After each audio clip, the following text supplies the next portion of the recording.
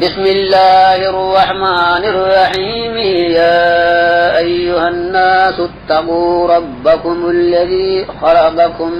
من نفس واحدة وخلق منها زوجها وبث منهما رجالا كثيرا ونساء واتقوا الله الذي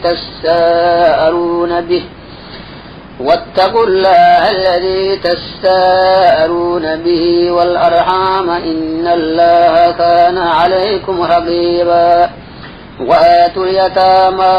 أموالهم ولا تتبدلوا الخبيث بالطيب ولا تأكلوا أموالهم إلى أموالكم إنه كان حوبا كبيرا. وإن خفتم ألا تقسطوا في اليتامى فانكحوا ما طاب لكم من النساء مثنى وثلاث ورباع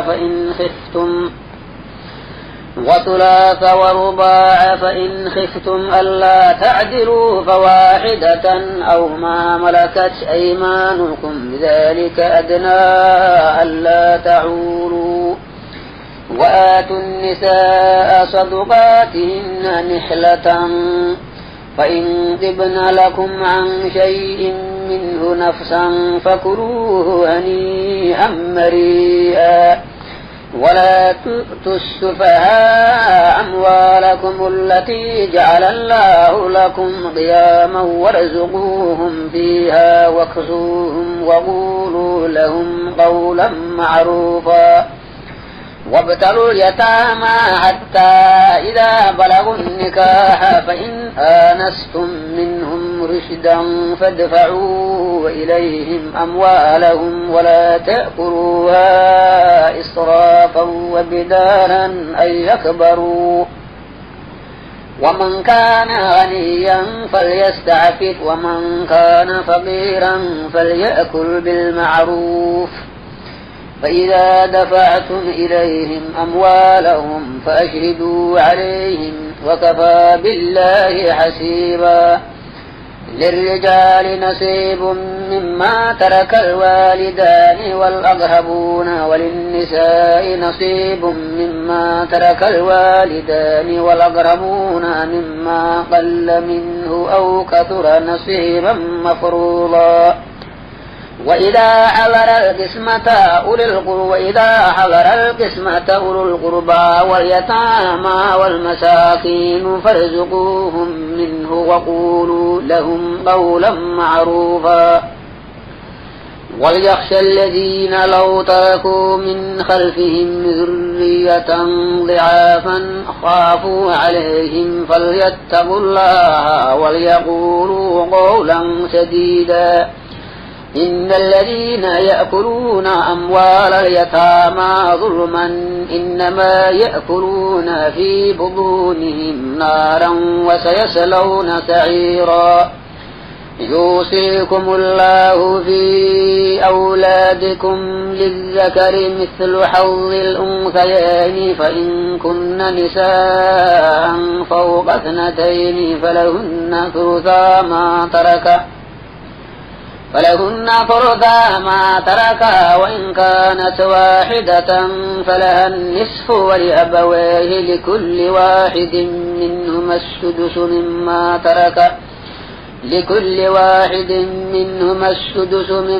ترك إن كان له ولد فإن لم يكن له ولد وورثه أبواه فلأمه الثلث فإن كان له وإخوة فلأمه السدس من بعد وصية يوصي بها أو دين. آباؤكم وأبناؤكم لا تدرون أيهم أقرب لكم نفعا فريضة من الله إن الله كان عليما حكيما. ولكم نصف ما ترك أزواجكم إن لم يكن لهن ولد فإن كان لهن ولد فلكم الربع مما تركن من بعد وصية يوصين بها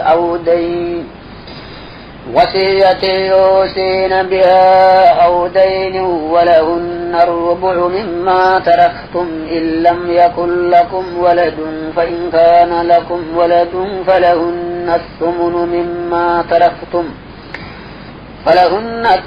مما تركتم من بعد وصية توصون بها أو دين وإن كان رجل يورث كلالة أو امرأة وله أخ أو أخت فلكل واحد منهما السدس فإن كانوا أكثر من ذلك فهم شركاء في الثلث من بعد وصية يوصي بها أو دين غير مضار وصية من الله والله عليم حليم. تلك حدود الله ومن يطع الله ورسوله يدخله جنات تجري من تحتها الأنهار خالدين فيها وذلك الفوز العظيم. ومن يعص الله ورسوله ويتعد حدوده يدخله نارا خالدا فيها وله عذاب مهين. واللاتي يأتين الفاحشة من نسائكم فاستشهدوا عليهن 4 منكم فإن شهدوا فأمسكوهن في البيوت حتى يتوفاهن الموت أو يجعل الله لهن سبيلا. واللذان يأتيانها منكم فآذوهما فإن طابا وأصلحا فأعرضوا عنهما إن الله كان توابا رحيما. إنما التوبة على الله للذين يعملون السوء بجهالة ثم يتوبون من قريب فأولئك يتوب الله عليهم وكان الله عليما حكيما. وليست التوبة للذين يعملون السيئات حتى إذا حضر أحدهم الموت قال إني تبت الآن ولا الذين يموتون وهم كفار أولئك أعتدنا لهم عذابا أليما. يا أيها الذين آمنوا لا يحل لكم أن ترثوا النساء كرها ولا تعذروهن لتذهبوا ببعض ما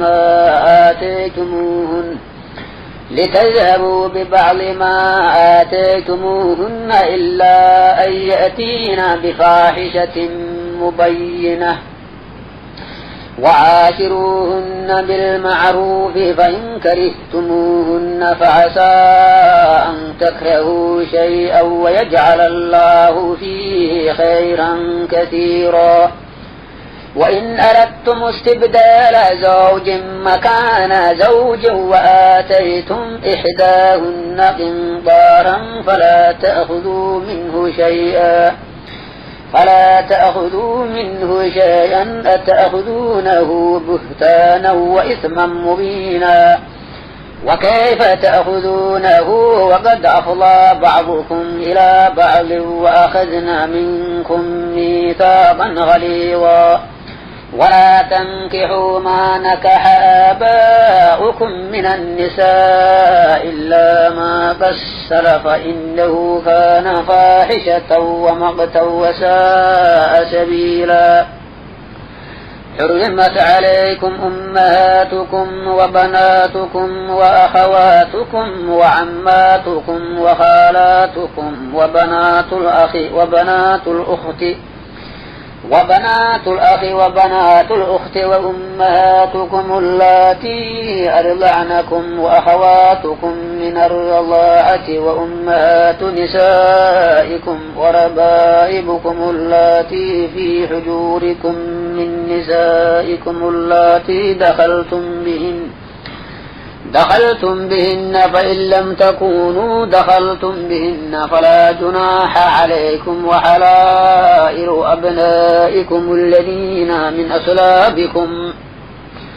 وأن تجمعوا بين الأختين إلا ما قد سلف إن الله كان غفورا رحيما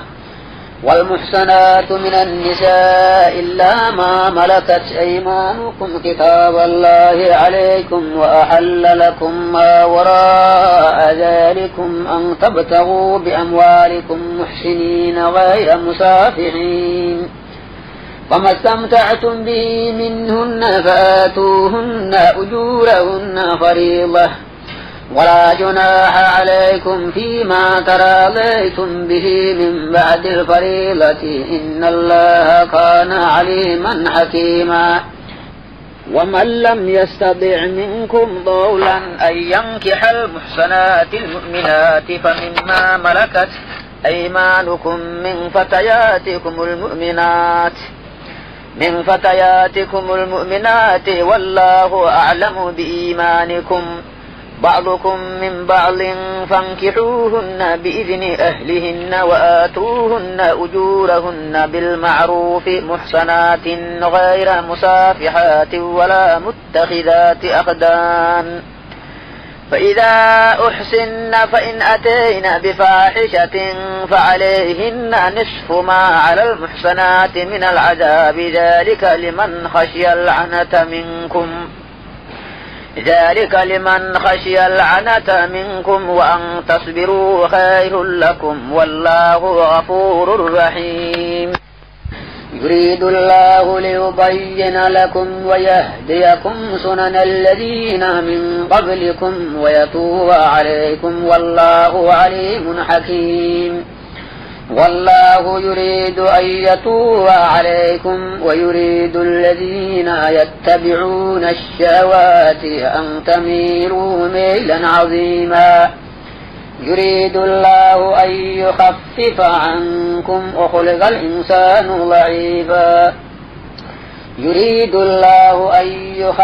عنكم وخلق الإنسان ضعيفا يا أيها الذين آمنوا لا تأكلوا أموالكم بينكم بالباطل إلا أن تكون تجارة عن تراض منكم ولا تقتلوا أنفسكم إن الله كان بكم رحيما ومن يفعل ذلك عدوانا وظلما فسوف نصليه نارا وكان ذلك على الله يسيرا إن تجتنبوا كبائر ما تنهون عنه نكفر عنكم سيئاتكم وندخلكم مدخلا كريما ولا تتمنوا ما فضل الله به بعضكم على بعض للرجال نصيب مما اكتسبوا وللنساء نصيب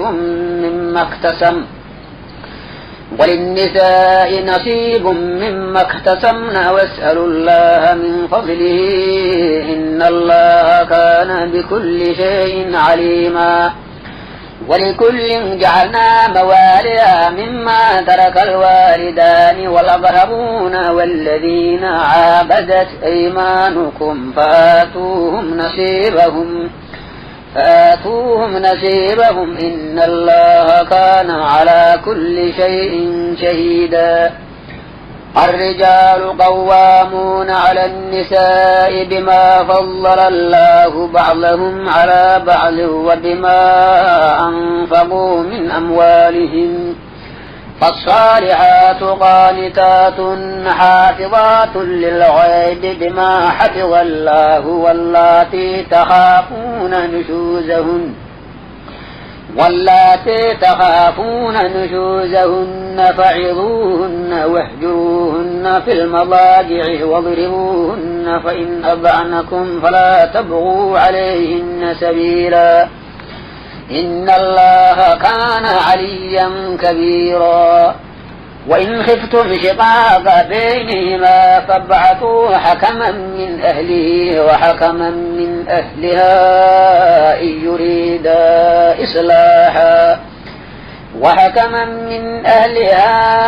يريدا إصلاحا يوفق الله بينهما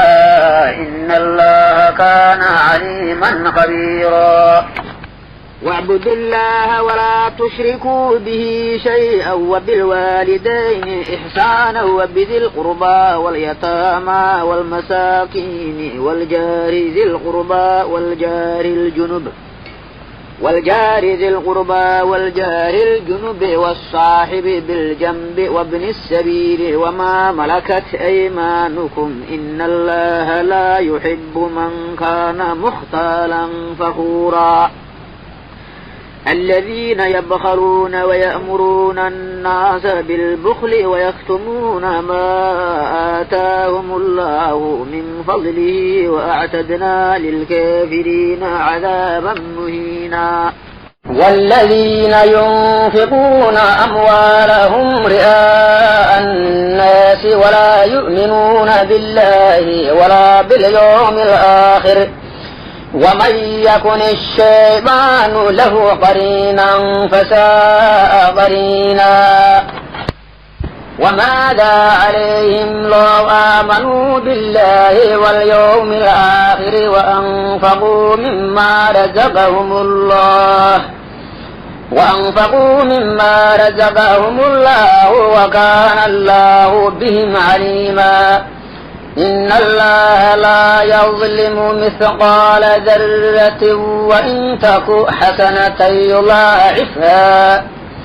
وإن تك حسنة يضاعفها ويؤت من لدنه أجرا عظيما فكيف إذا جئنا من كل أمة بشهيد وجئنا بك على هؤلاء شهيدا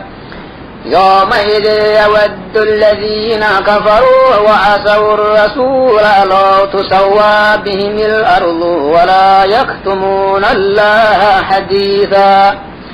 يا أيها الذين آمنوا لا تقربوا الصلاة وأنتم سكارى حتى تعلموا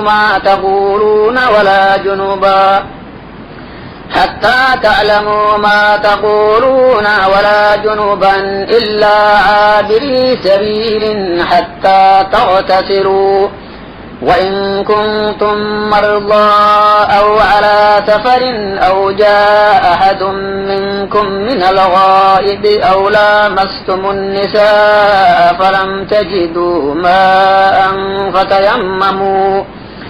فلم تجدوا ماء فتيمموا سعيدا طيبا فامسحوا بوجوهكم وأيديكم إن الله كان عفوا غفورا ألم تر إلى الذين أوتوا نصيبا من الكتاب يشترون الضلالة ويريدون أن تضلوا السبيل والله أعلم بأعدائكم وكفى بالله وليا وكفى بالله نصيرا من الذين هادوا يحرفون الكلم عن مواضعه ويقولون سمعنا وعصينا واسمع غير مسمع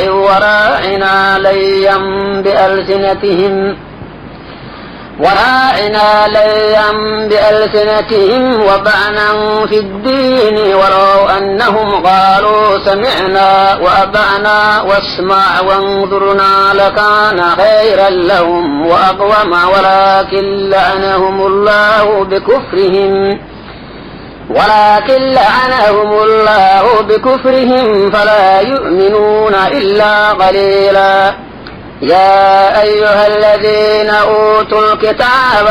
آمنوا بما نزلنا مصدقا لما معكم من قبل أن نطمس وجوها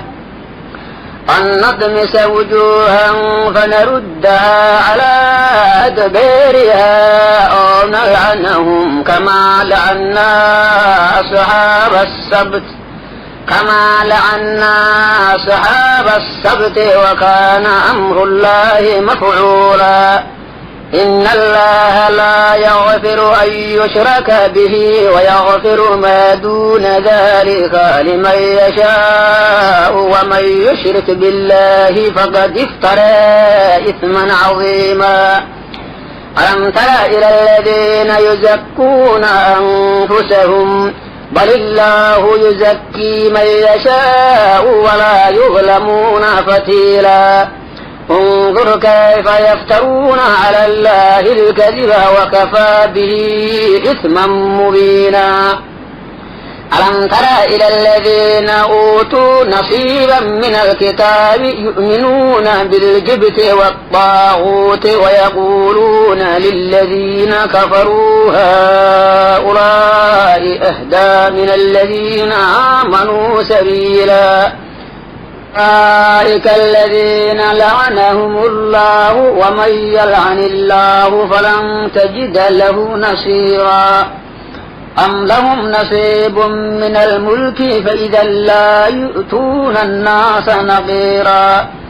أم يحسدون الناس على ما آتاهم الله من فضله فقد آتينا آل إبراهيم الكتاب والحكمة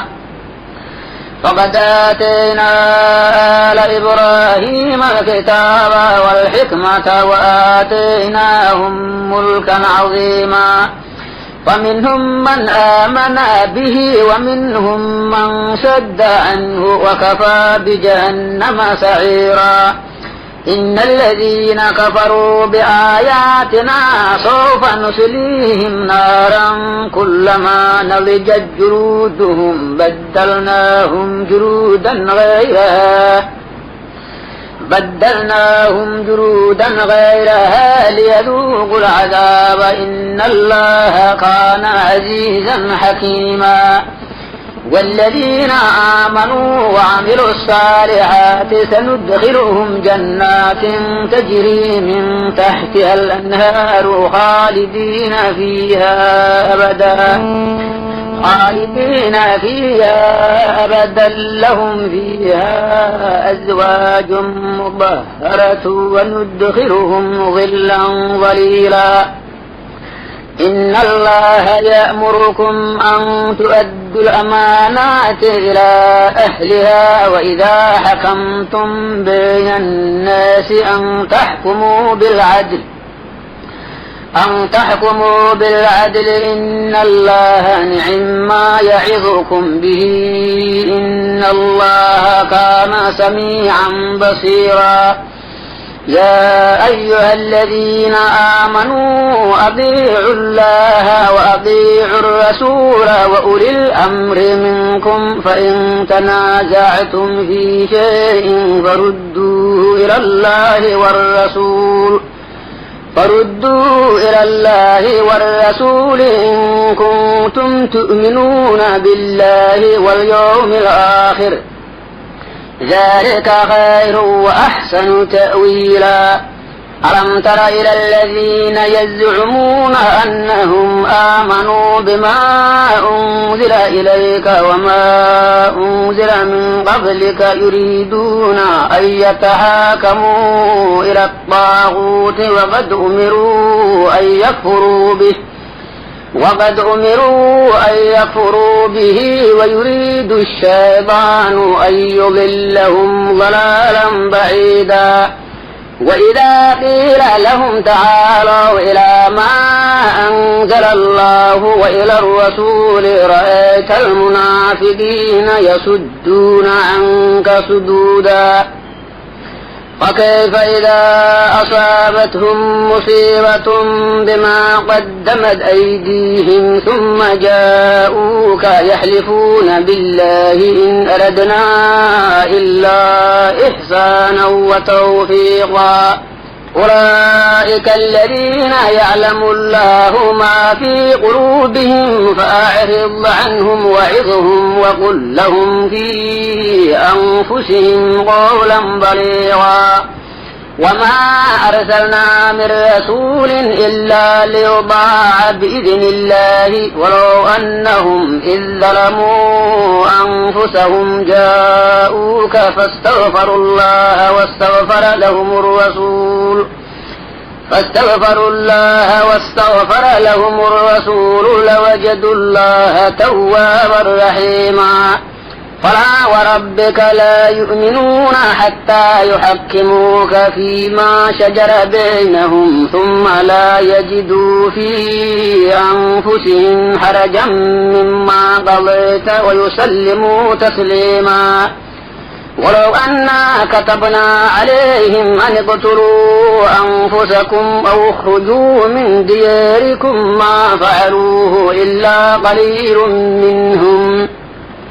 ولو أنهم فعلوا ما يوعظون به لكان خيرا لهم وأشد تثبيتا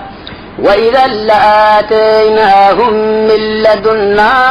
أجرا عظيما ولهديناهم صراطا مستقيما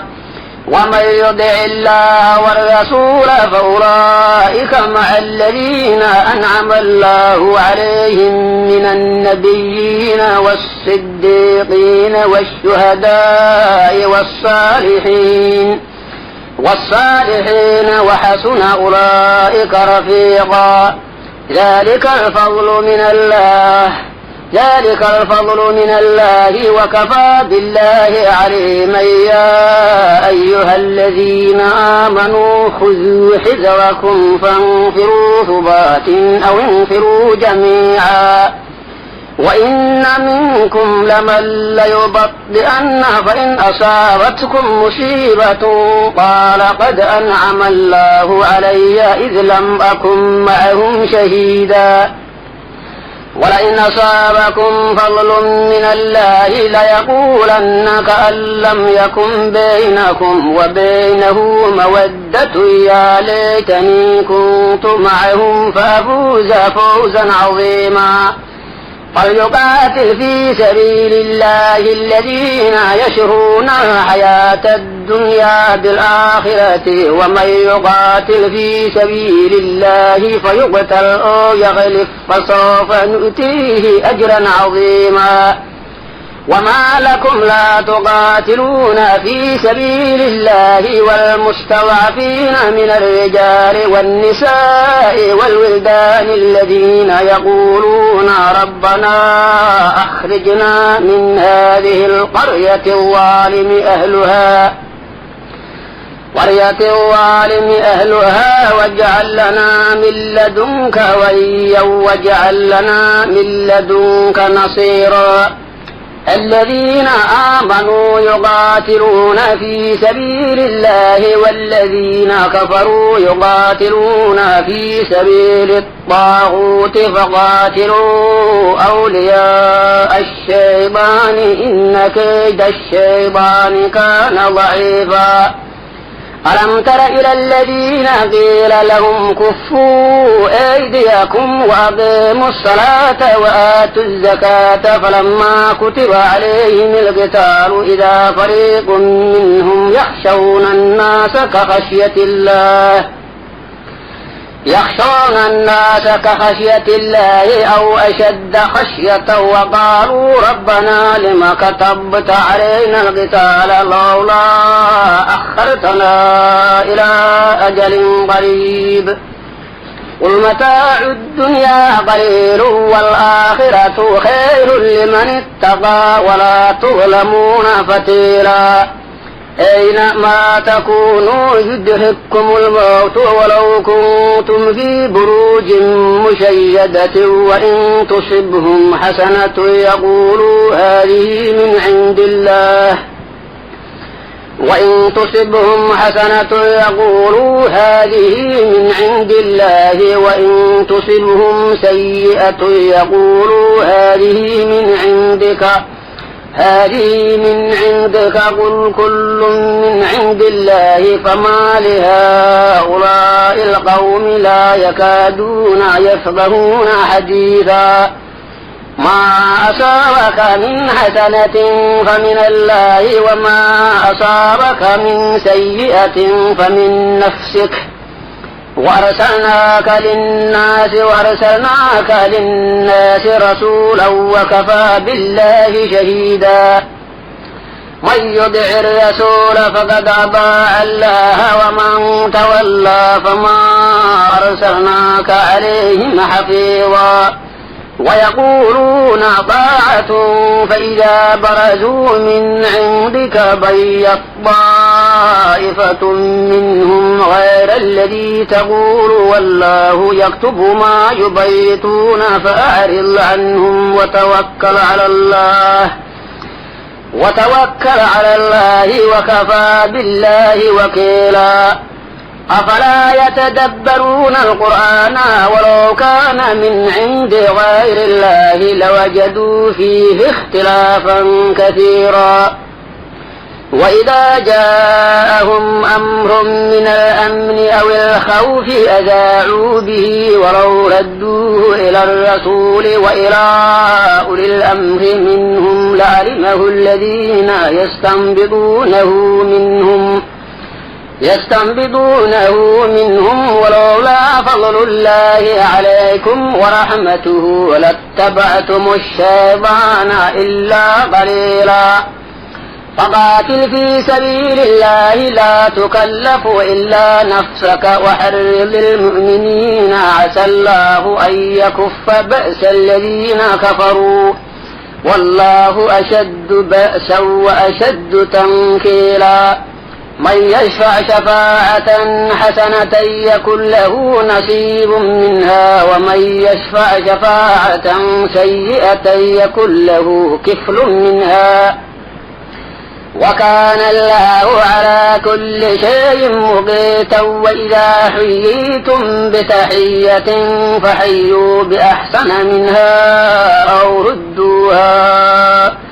إن الله كان على كل شيء حسيبا الله لا إله إلا هو ليجمعنكم إلى يوم القيامة لا ريب فيه ومن أصدق من الله حديثا فما لكم في المنافقين فئتين والله أركسهم بما كسبوا أتريدون أن تهدوا من أضل الله ومن يضلل الله فلن تجد له سبيلا ودوا لو تكفرون كما كفروا فتكونون سواء فلا تتخذوا منهم أولياء حتى يهاجروا في سبيل الله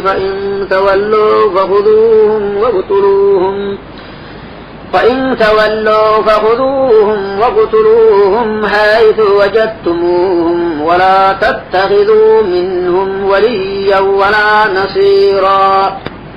إلا الذين يصلون إلى قوم بينكم وبينهم ميثاق أو جاءوكم حسرت صدورهم أن يقاتلوكم أو يقاتلوا قومهم ولو شاء الله لسلطهم عليكم فلقاتلوكم فإن اعتزلوكم فلم يقاتلوكم وألقوا إليكم السلام فما جعل الله لكم عليهم سبيلا ستجدون آخرين يريدون أن يأمنوكم ويأمنوا قومهم كلما ردوا إلى الفتنة أركسوا فيها فإن لم يعتزلوكم ويلقوا إليكم السلام ويكفوا أيديهم فخذوهم واقتلوهم حيث ثقفتموهم وأولئكم جعلنا لكم عليهم سلطانا مبينا وما كان لمؤمن أن يقتل مؤمنا إلا خطأ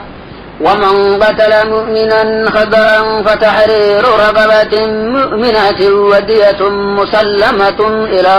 أهله إلا أن يصدقوا فإن كان من قوم عدو لكم وهو مؤمن فتحرير رقبة مؤمنة وإن كان من قوم بينكم وبينهم ميثاق فدية مسلمة إلى أهله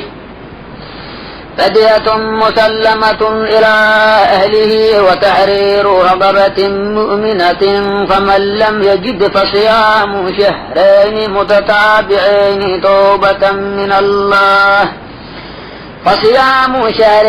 متتابعين توبة من الله وكان الله عليما حكيما ومن يقتل مؤمنا متعمدا فجزاؤه جهنم خالدا فيها وغضب الله عليه ولعنه وأعد له عذابا عظيما يا أيها الذين آمنوا إذا ضربتم في سبيل الله فتبينوا ولا تقولوا لمن ألقى إليكم السلام لست مؤمنا تبتغون عرض الحياة الدنيا فعند الله مغانم كثيرة كذلك كنتم من قبل فمن الله عليكم فتبينوا إن الله كان بما تعملون خبيرا لا يستوي القاعدون من المؤمنين غير أولي الضرر والمجاهدون في سبيل الله بأموالهم وأنفسهم فضل الله المجاهدين بأموالهم وأنفسهم على القاعدين درجة وكلا وعد الله الحسنى وفضل الله المجاهدين على القاعدين أجرا عظيما درجات منه ومغفرة ورحمة وكان الله غفورا رحيما إن الذين توفاهم الملائكة ظالمي أنفسهم قالوا فيما كنتم قالوا كنا مستضعفين في الأرض قالوا ألم تكن أرض الله واسعة فتهاجروا فيها فأولئك مأواهم جهنم وساءت مصيرا إلا المستضعفين من الرجال والنساء والولدان لا يستطيعون حيلة ولا يهتدون سبيلا فأولئك عسى الله أن يعفو عنهم وكان الله عفوا غفورا ومن يهاجر في سبيل الله يجد في الأرض مراغما كثيرا وسعة ومن يخرج من بيته مهاجرا إلى الله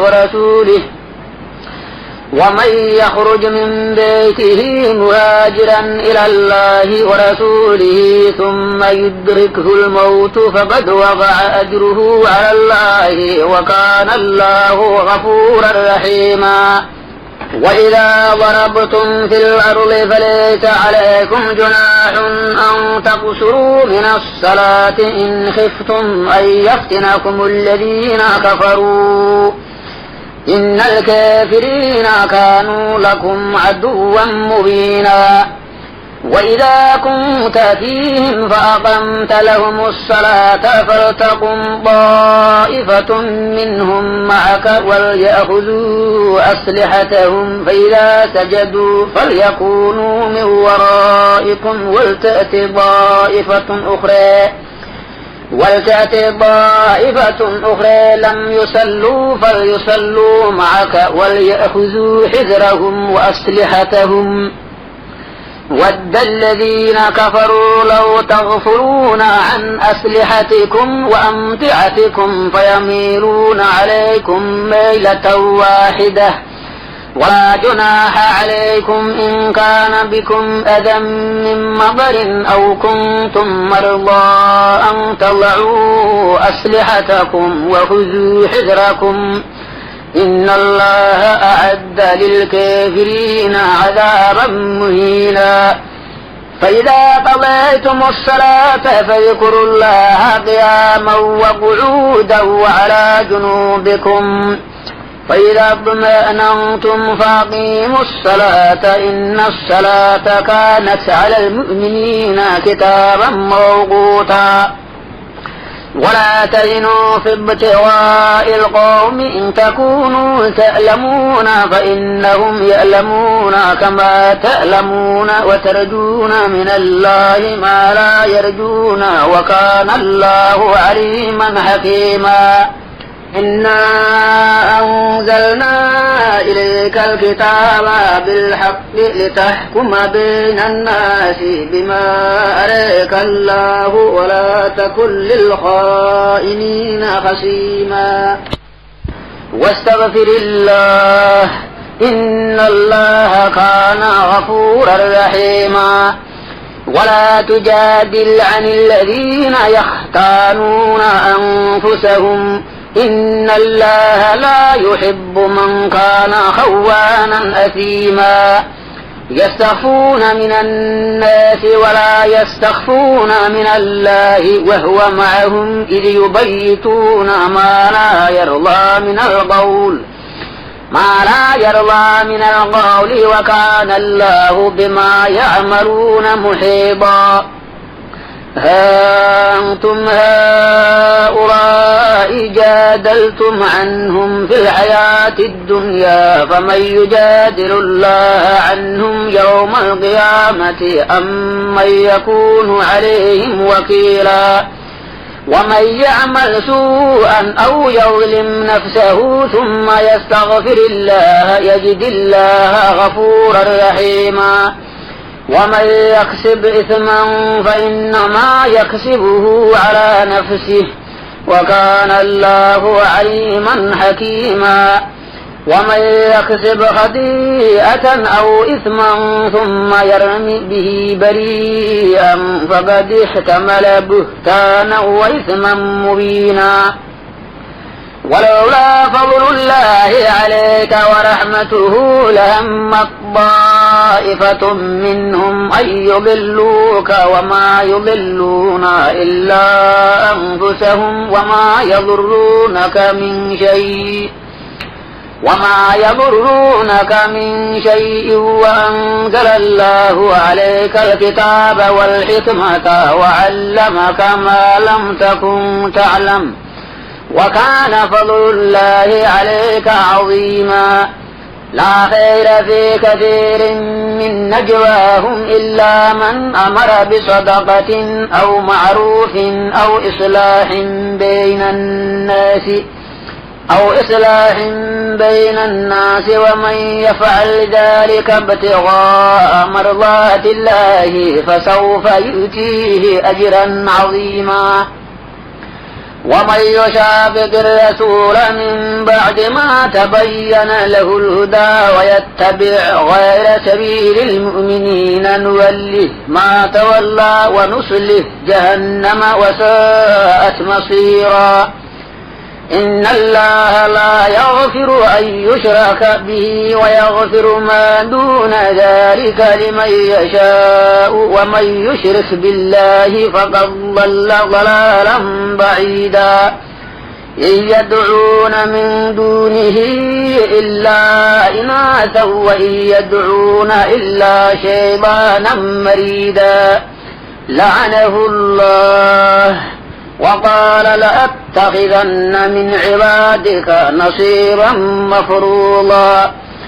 ولأضلنهم ولأمنينهم ولآمرنهم فليبتكن آذان الأنعام ولآمرنهم فليغيرن خلق الله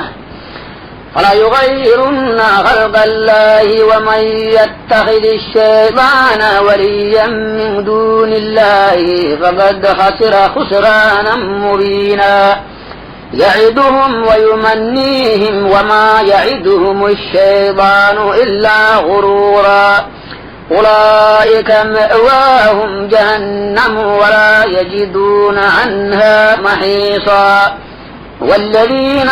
آمنوا وعملوا الصالحات سندخلهم جنات تجري من تحتها الأنهار خالدين فيها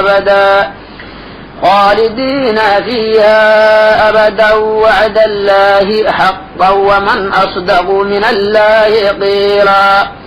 ليس بأمانيكم ولا أماني أهل الكتاب من يعمل سوءا يجز به ولا يجد له من دون الله وليا ولا نصيرا ومن يعمل من الصالحات من ذكر أو أنثى وهو مؤمن فأولئك يدخلون الجنة ولا يظلمون نقيرا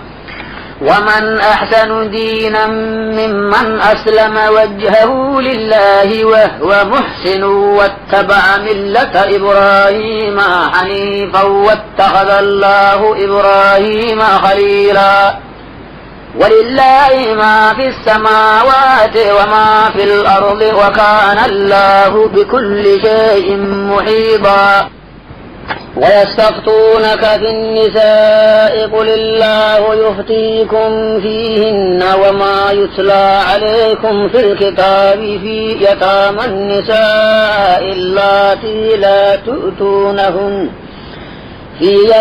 النساء اللاتي لا تؤتونهن ما كتب لهن وترغبون أن تنكحوهن والمستضعفين من الولدان وأن تقوموا لليتامى بالقسط وما تفعلوا من خير فإن الله كان به عليما وإن امرأة خافت من بعلها نشوزا أو إعراضا فلا جناح عليهما أن يصالحا بينهما صلحا والصلح خير وأحضرت الأنفس الشح وإن تحسنوا وتتقوا فإن الله كان بما تعملون خبيرا ولن تستطيعوا أن تعدلوا بين النساء ولو حرصتم فلا تميلوا كل الميل فتذروها كالمعلقة وإن تصلحوا وتتقوا فإن الله كان غفورا رحيما وإن يتفرقا يغن الله كلا من سعته وكان الله واسعا حكيما ولله ما في السماوات وما في الأرض ولقد وصينا الذين أوتوا الكتاب من قبلكم وإياكم أن اتقوا الله وإن تكفروا فإن لله ما في السماوات وما في الأرض وكان الله غنيا حميدا ولله ما في السماوات وما في الأرض وكفى بالله وكيلا إن يشأ يذهبكم أيها الناس ويأتي بآخرين وكان الله على ذلك قديرا من كان يريد ثواب الدنيا فعند الله ثواب الدنيا والآخرة وكان الله سميعا بصيرا يا أيها الذين آمنوا كونوا قوامين بالقسط شهداء لله ولو على أنفسكم أو الوالدين والأقربين إن يكن غنيا أو فقيرا فالله أولى بهما فلا تتبعوا الهوى أن تعدلوا وإن تلووا أو تعرضوا فإن الله كان بما تعملون خبيرا يا أيها الذين آمنوا بالله ورسوله والكتاب الذي نزل على رسوله والكتاب الذي أنزل من قبل ومن يكفر بالله وملائكته وكتبه ورسله واليوم الآخر فقد ضل ضلالا بعيدا. إن الذين آمنوا ثم كفروا ثم آمنوا ثم كفروا ثم ازدادوا كفرا لم يكن الله ليغفر لهم ولا ليهديهم سبيلا. بشر المنافقين بأن لهم عذابا أليما. الذين يتخذون الكافرين أولياء من دون المؤمنين أيبتغون عندهم العزة فإن العزة لله جميعا.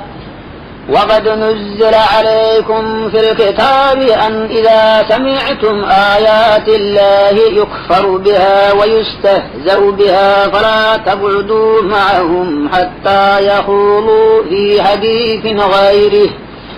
إنكم إذا مثلهم. إن الله جامع المنافقين والكافرين في جهنم جميعا. الذين يتربصون بكم فإن كان لكم فتح من الله قالوا ألم نكن معكم وإن كان للكافرين نصيب قالوا ألم نستحوذ عليكم ونمنعكم من المؤمنين. الله يحكم بينكم يوم القيامة ولن يجعل الله للكافرين على المؤمنين سبيلا. إن المنافقين يخادعون الله وهو خادعهم وإذا قاموا إلى الصلاة قاموا كسالى يراءون الناس ولا يذكرون الله إلا قليلا. مذبذبين بين ذلك لا إله هؤلاء ولا إله هؤلاء ومن يضلل الله فلن تجد له سبيلا. يا أيها الذين آمنوا لا تتخذوا الكافرين أولياء من دون المؤمنين أتريدون أن تجعلوا لله عليكم سلطانا مبينا. إن المنافقين في الدرك الأسفل من النار ولن تجد لهم نصيرا. إلا الذين تابوا وأصلحوا واعتصموا بالله وأخلصوا دينهم لله فأولئك مع المؤمنين وسوف يؤتي الله المؤمنين أجرا عظيما. ما يفعل الله بعذابكم إن شكرتم وآمنتم وكان الله شاكرا عليما. لا يحب الله الجهر بالسوء من القول إلا من ظلم وكان الله سميعا عليما. إن تبدوا خيرا أو تخفوه أو تعفوا عن سوء فإن الله كان عفوا قديرا. إن الذين يكفرون بالله ورسله ويريدون أن يفرقوا بين الله ورسله ويقولون نؤمن ببعض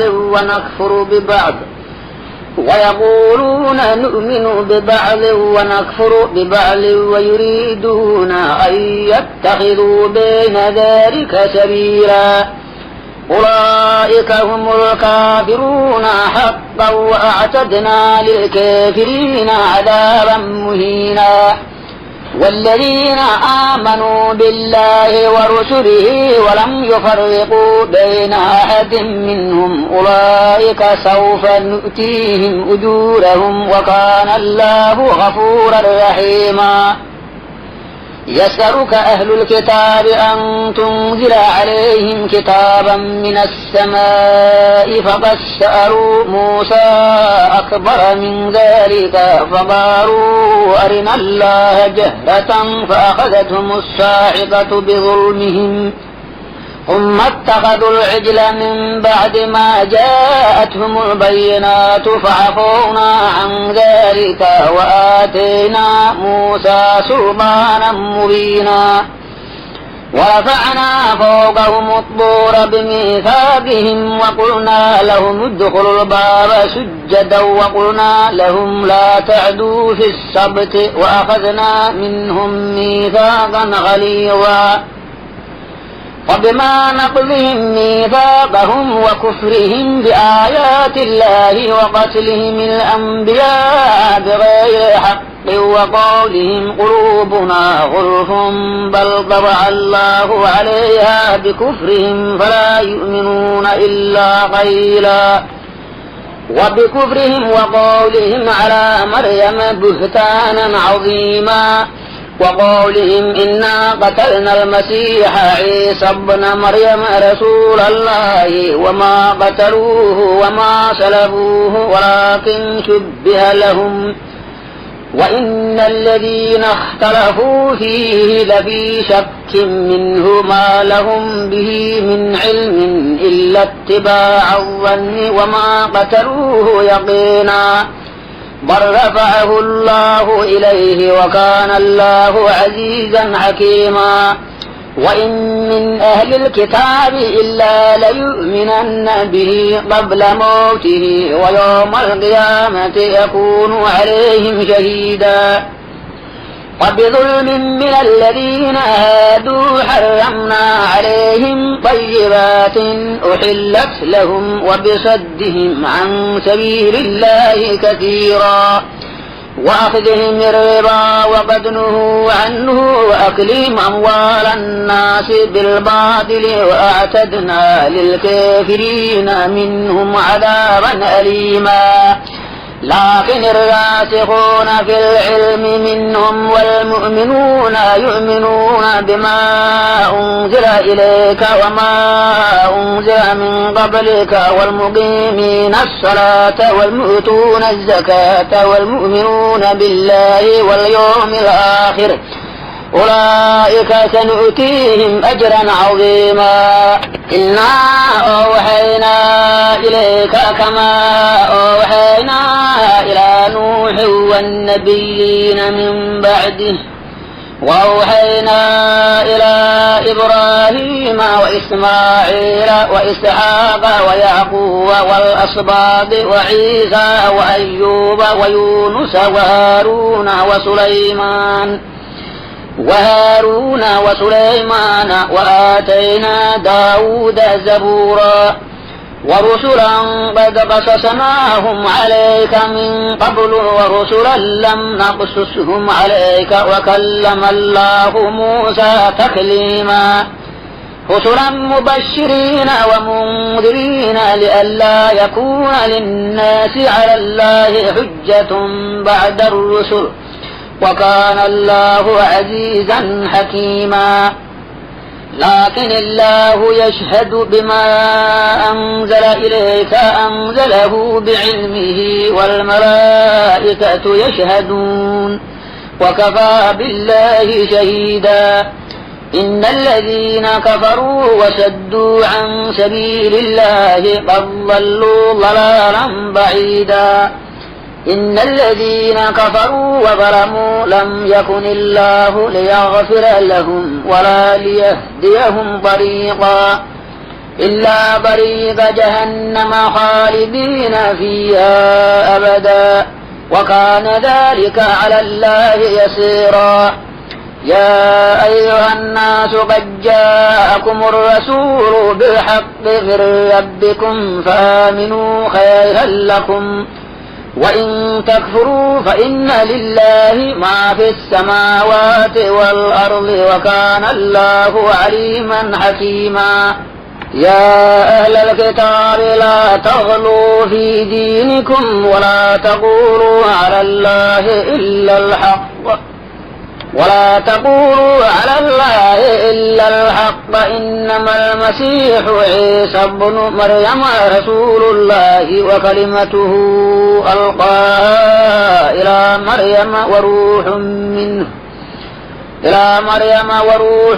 منه فآمنوا بالله ورسله وتقولوا ثلاثة انتهوا خيرا لكم إنما الله إله واحد سبحانه أن يكون له ولد له ما في السماوات وما في الأرض وكفى بالله وكيلا لن يستنكف المسيح أن يكون عبدا لله ولا الملائكة المقربون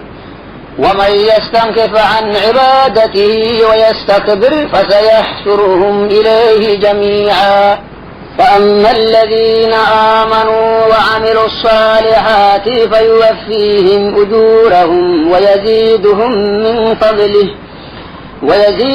من فضله وأما الذين استنكفوا واستكبروا فيعذبهم عذابا أليما ولا يجدون لهم من دون الله وليا ولا نصيرا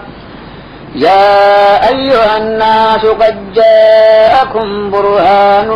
من ربكم وأنزلنا إليكم نورا مبينا فأما الذين آمنوا بالله واعتصموا به فسيدخلهم في رحمة منه وفضل ويهديهم إليه صراطا مستقيما يستفتونك قل الله يفتيكم في الكلالة إن امرؤ هلك ليس له ولد وله أخت فلها نصف ما ترك وهو يرثها إن لم يكن لها ولد فإن كانت اثنتين فلهما الثلثان مما ترك وإن كانوا إخوة رجالا ونساء فللذكر مثل حظ الأنثيين يبين الله لكم أن تضلوا والله بكل شيء عليم.